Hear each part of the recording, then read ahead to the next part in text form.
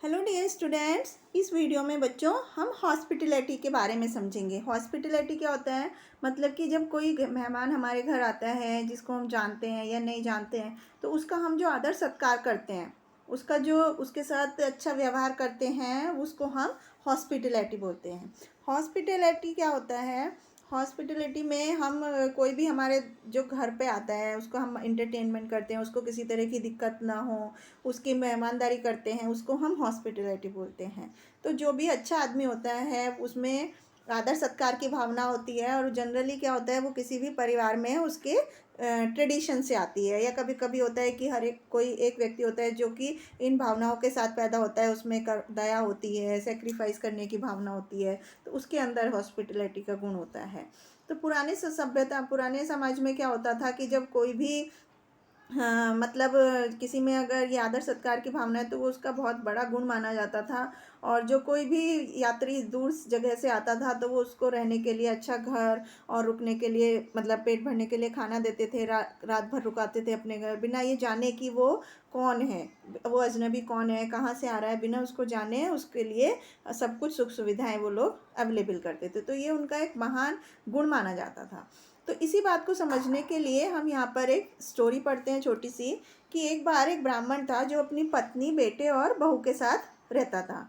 तो एक बार उसने शपथ ली कि मैं सिर्फ वही खाऊंगा जो मैं अपने खेतों में उगाऊंगा। तो एक बार बहुत ही ज़्यादा भयानक सूखा पड़ गया उसकी ज़मीन में, और वो ब्राह्मण और उसका परिवार को बहुत दिनों तक खाने के लिए थोड़ा सा भी खाना नहीं मिला। तो इस वजह से वो बहुत ज़्यादा कमज़ोर हो गए और पतले हो गए।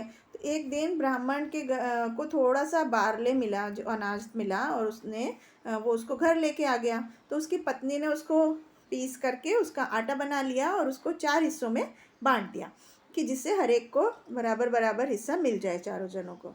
तो वो बहुत खुश थे कि आज वो उन्हें थोड़ा बैठकर वो खाने के लिए बैठ गए कि थोड़ा सा खाना खाने को मिलेगा। तो जैसे ही वो खाना खाने के लिए बैठे, तभी एक दरवाजे पर उनके एक मेहमान आ गया, गेस्ट आ गया।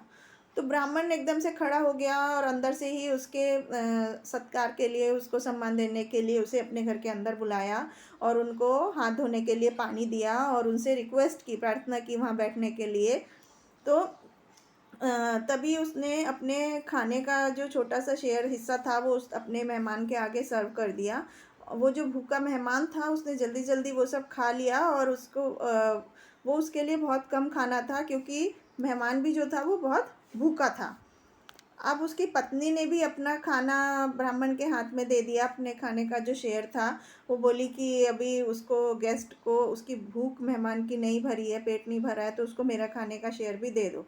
लेकिन ब्राह्मण को पता था कि उसकी पत्नी जो है वो कई दिन से खाना नहीं मिलने की वजह से बहुत कमज़ोर हो गई है। इसलिए उसने उसको अपनी पत्नी के कान में धीरे से बोला कि तुम खा लो, तो लेकिन मुझसे तुम्हारा हिस्से का खाना नहीं दिया जाएगा, मतलब मुझे दुख होगा तुम्हें भूखा रख के। तो लेकिन उसकी पत्नी ने बोला कि मेहमान को हम भूखा नहीं जाने दे सकते। तो मेहमान ने उसकी पत्नी का शेयर भी खा लिया, लेकिन अभी भी उसको और खाना चाहिए था। तो धीरे धीरे उसके बेटे ने, उसकी बहू ने भी अपने हिस्से का जो खाना था वो उस मेहमान को दे दिया।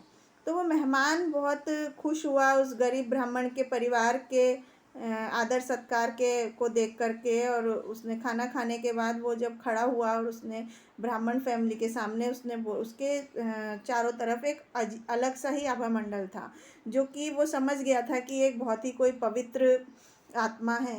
तो इस हॉस्पिटलेट, मतलब इस तरह का जो आदर सत्कार है वो कहीं देखने को नहीं मिलता, एकदम अद्भुत है। और वो जो गेस्ट था वो उनको बोलता है कि तुम वाकई में तुम बहुत धनी हो, क्योंकि तुम्हारे पास इस तरह का गुण है कि जो आए हुए मेहमान का सत्कार करते हैं। तो मैं तुम्हें, तुम्हारे हृदय में जो करुणा है, लोगों के लिए दया है, ज़रूरतमंद की मदद करने की भावना है, वो तुम्हारे दरवाजे से तुम्हारे पास आती है। उसने उनको आशीर्वाद दिया और हमेशा खुश रहने का वरदान दिया। तो इस तरह से बच्चों, आपने देखा कि किस तरह से ब्राह्मण फैमिली ने अपने घर आए हुए मेहमान का स्वागत किया, उनको आदर सत्कार किया, उनको खाने के लिए अन्न दिया, जबकि वो खुद कितने भूखे थे। तो इस तरह से हर एक किसी के मन में दूसरे के आदर सत्कार की भावना होनी चाहिए। उनको घर में आए हुए मेहमान को लोग भगवान की तरह मानते हैं। तो आई होप आपको भी इस चीज़ का ध्यान रखना चाहिए। इससे हमें यही शिक्षा मिलती है कि हमें हमेशा अपने मन में ज़रूरतमंद के लिए मदद की भावना रखनी चाहिए और अपना स्वार्थ पीछे रखकर भी हमें उनके लिए हाथ आगे बढ़ाना चाहिए। Thank you.